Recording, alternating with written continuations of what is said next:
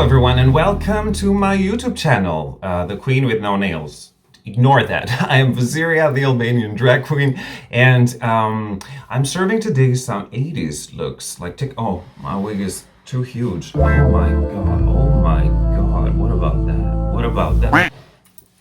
Now, thank you so much for your comments and your messages. I really enjoyed them.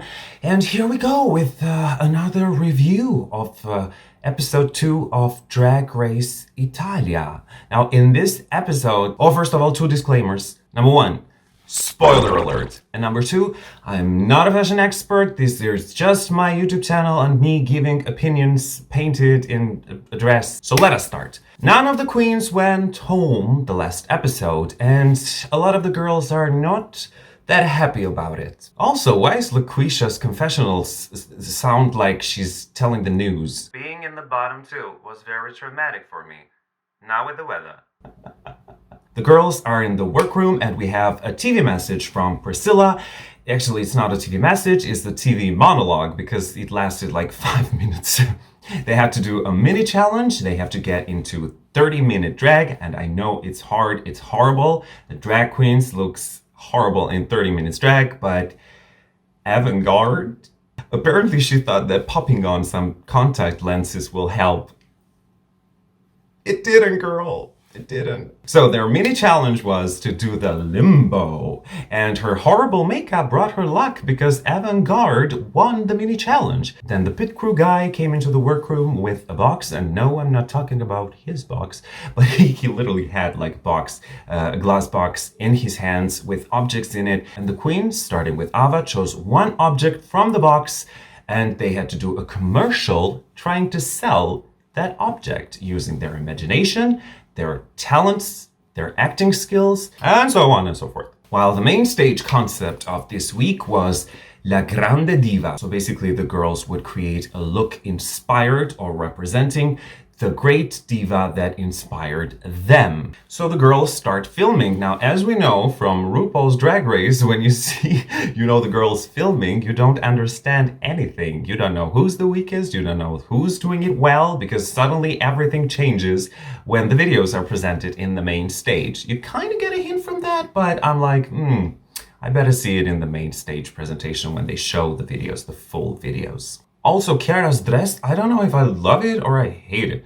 Now, when they're getting ready and applying their makeup for the runway, out of all the girls that I was expecting to open up and tell the story, Enorma completely shares the most important story of her life. The relationship that she had with her father, and the fact that she is HIV positive.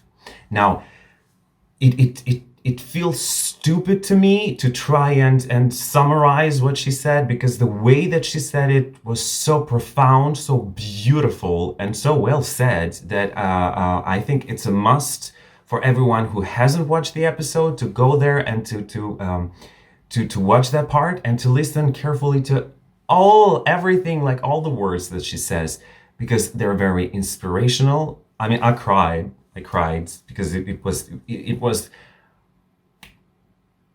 very emotional, but in the meantime very empowering, because even though the girl has been through hell and back, she hasn't lost her drive and her fight, and she's a very inspiring person. So the lights are on, the runway is heated, and here we have on the runway Priscilla. And yes, I am going to do a review about her look. Now, I have to say that I love the dress, I like the dress, but I hate when you combine a dress with a skin tone fabric. I hate it. Now, it's a little bit complicated because it's very hard to find a skin tone fabric that matches your skin. Now, Priscilla, as you can see, has the leg out. She's not even wearing tights, and her skin looks amazing. Why didn't she take off, the skin fabric part? I don't know about that. I mean, the wig is amazing. Her makeup is cool. That gradient lip is getting a little bit tired, girl, but we gotta pass on that. And the first queen to go on stage is Avant-Garde. Now, the object that she had to make the commercial was a telephone. To be honest, I thought that her commercial was funny. I really liked the idea of her using the telephone to put it like in different places of her body and to hear like her inner voices. I like the concept. I think it was funny. And for the runway presentation, the greatest diva that she portrayed is Moira Orfei. Now, I know who Moira Orfei is. I have seen some interviews, and once you see her, it gets like her image gets burned in your brain forever. Yes, I like the way that she's portraying her because the kaftan is very Moira. And oh, she did the reveal. Girl, she had a bag under the reveal. I mean, the hair is on point. The thin eyebrows with the thick eyeliner. I mean, it's giving me Moira. It's giving me Moira. Next queen to go on stage is Farida Kant. Now, when it comes to her commercial, I think that she should have probably edited a little bit because the intro of the commercial was very long. Like, it was so long and weird that even the pit crew guy was like, what the hell is going on here? And then when she specifically started to talk about the product, which is painting colors, everything became funny. Everything had meaning. And then she started, throwing the color to the pit crew guy to release her tension, and I was entertained. I think that the idea was funny, and I think that her performance was okay. I just would like that she would have cut off the intro. We don't need the intro. Just, straight to the point. Her greatest diva is Lady Gaga. Now, to be honest, when I first saw her coming on stage, I was like, who is she? And then she said she was inspired by Lady Gaga. And I was like, oh. Now, I'm pretty sure that Gaga would wear something like this. Did I read Gaga, although? No. I think that probably a blonde wig would have helped. But, the costume, of course, is impeccable and she looks very good. But this is just my opinion. This didn't really give me Gaga. The next girl to go on stage is Laquisha Lubamba. Now, her commercial, she had to sell the megaphone, and I enjoyed it. I don't know why. She didn't really do much, but I thought it was very funny. And going on the main stage dressed as Circus Britney, I liked it. It was a little bit costumey, to be honest. And then she took the jacket off doing a reveal. And underneath the reveal, she had a shirt, like a police shirt. Now, I don't want to be that girl, but I'm gonna be that girl. Like, girl, if you want to keep the beard, and I'm totally okay with that, and then wear a man's shirt underneath. Of course, all drag is valid, but you didn't just kill the illusion for me. You butchered it. You massacred it, cut the head, and sliced the body. And I like her. I think she's a very likable queen, but sometimes she just disappoints me when it comes to her fashion choices. Also, change that wig. Oh my god, children, give me the chamomile. Mama is feeling very shady today. And then on stage comes Electra Bionic. Now, the item that she had to use for the commercial were pills. And she had to choose that how are these pills used for. Now, when I heard that, I died. I was like, oh my god, what is she gonna do? Like, maybe it's a pill that you just take it and you transform into a drag queen, or God knows what, or maybe you take the pill and you lose your leg hair. Who knows? But her idea was very different, and I have to say, it sounds dangerous and illegal because the pills that she was selling were pills that would make your friends or someone you know sick for 24 hours, so you can, get them off your life. But then they're like sleeping pills for babies. So basically, during the commercial, we saw Electra giving drugs to a baby.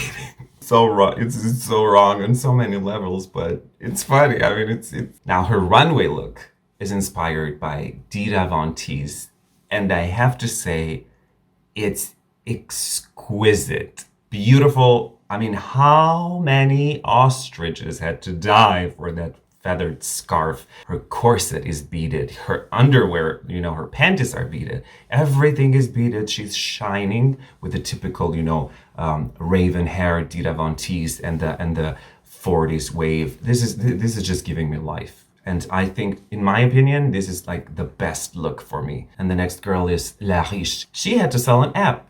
And to be honest, I thought that she was very, very funny. I mean, sometimes a queen doesn't have to be like, like I have seen people on TV trying to sell stuff and their energy was zero. And to me, that's funny. I love it. Sometimes you don't have to be a freaking clown jumping around, oh, I don't know, over the tables. It doesn't always have to be overacting. Her script was amazing. Her idea was amazing. And her look on the main stage, she presented herself as the infamous picture of Kim Kardashian. And I love this. I love this because it's so dragged up. Like, that booty is humongous, you know, with a champagne. I love this. I think it's beautiful. The take on it, it's so funny and so glamorous and so brilliant that I was totally blown away by this. The next girl to go on stage is Ivana Vamp. Now, in the commercial, Ivana had to sell a bottle and she would choose the content of the bottle. And apparently she chose the bottle full of freedom. Now, even though she chose something very philosophical, I think that she had the possibility to make it funny. But she didn't do it. And I'm so disappointed by this because I was rooting for you. We were all rooting for you. She is the comedy queen and she is very funny in everyday life. I don't know why she it up like this. And her favorite diva is Maria Callas. Now, this is, I guess, signature Maria Callas look. Is it on point? Yes. Am I entertained? No. And next we have Divinity to go on stage. The commercial that Divinity had to do, she had to sell a wand. I did not like this at all. First of all, I was like, girl, is that cultural appropriation? But she somehow has this, you know, like a Chinese wig with...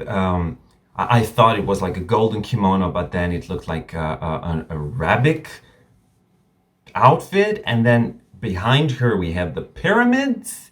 And she's trying to sell this wand by going on some stairs. And you know, she does all that jazz, the whole RuPaul overacting thing, you know, when she makes faces and she screams and blah, blah, blah. And makes like erotic connotations with the wand, but I just don't find it entertaining. I'm sorry. I just love the queen, but this I don't like it. I'm sorry, I don't. And the outfit, gorgeous. Loved the outfit. She looked like a gorgeous goddess. Amazing. Her hair is perfect. Her outfit is beautiful. Her booty was like exploding, and I loved it. I did not get who the hell is her favorite diva? And even in the beginning, when she was going on the runway, I was like, okay, when is she going to say it? And I heard it when the judges were like giving them critiques that she was trying to, like, this is a tribute to Beyonce. This, personally, does not give me Beyonce at all.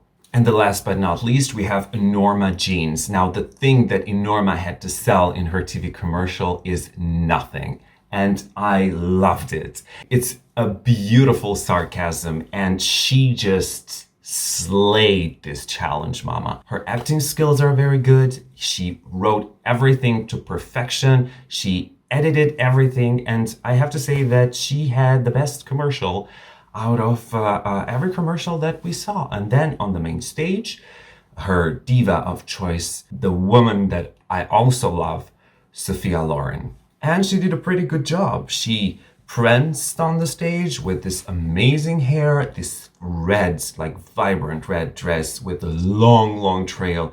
And she just, you know, she was feeling her thing. She was living the character, doing the Italian, you know, sign. Yep, she looks like Sophia Loren going to get her Oscar, accept her Oscar in the Academy Awards. Actually, she didn't accept the Oscar, right?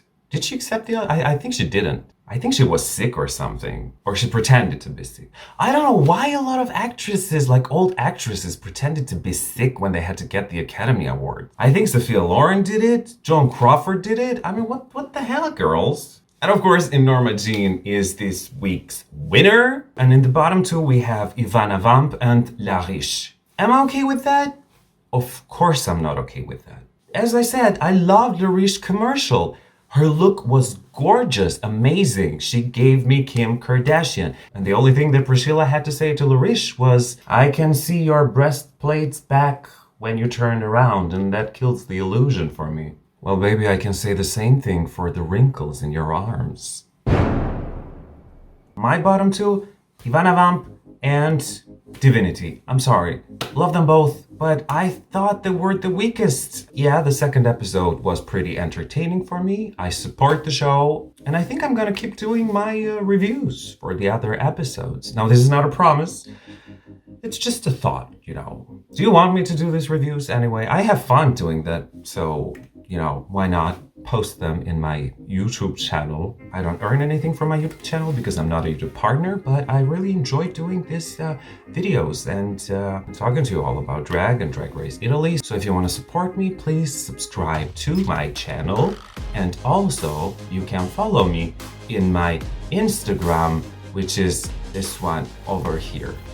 Tell me what you think in the comments, and of course I send you oceans of love. We will meet again in the other review of the third episode of Drag Race Italia. I send you hugs and good night. Good night, maybe good day. Just goodbye.